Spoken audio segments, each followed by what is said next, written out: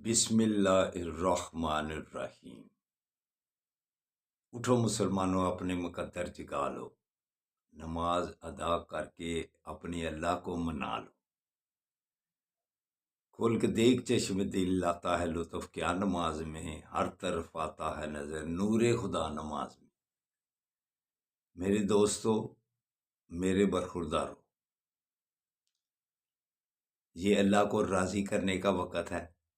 یہ جب آپ عادت ڈالیں گے تو انشاءاللہ تعالی آپ دنیا میں بھی اور آخرت میں بھی سرخرو ہو جائیں گے۔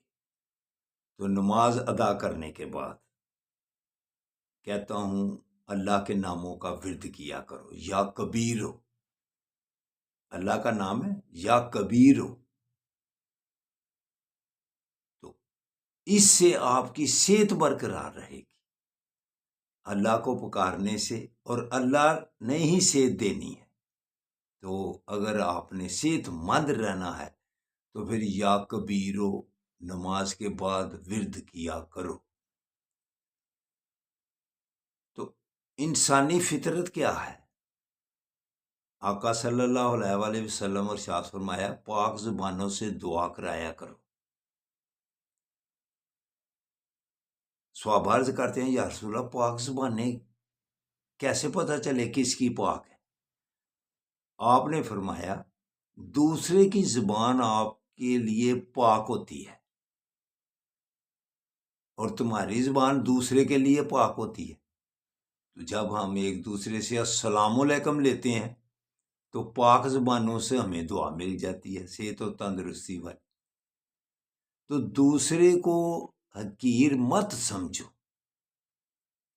عام انسان کو بھی اچھی نگاہوں سے دیکھو، پھر آپ کی صحت بھی برقرار رہے گی اور آپ آخرت میں بھی سرخرو ہوں گے۔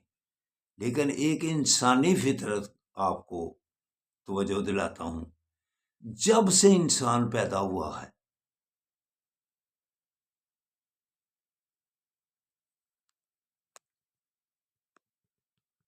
لائٹ بند ہو گئی ہے، تو چلو اب اتنا ہی کافی ہے۔ اللہ حافظ، اللہ حافظ، اللہ حافظ، اللہ حافظ۔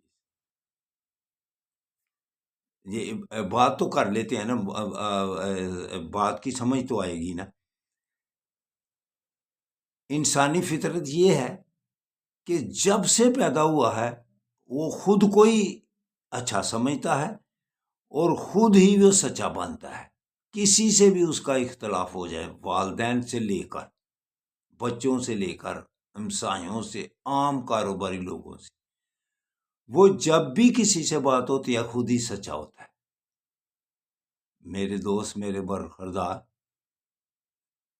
کبھی تھوڑی سی ہار ماننا بھی سیکھ لے اور پیچھے ہونا بھی سیکھ لے، یہی اس سے لڑائی جھگڑا ختم ہوگا اور صحت برقرار رہے گی۔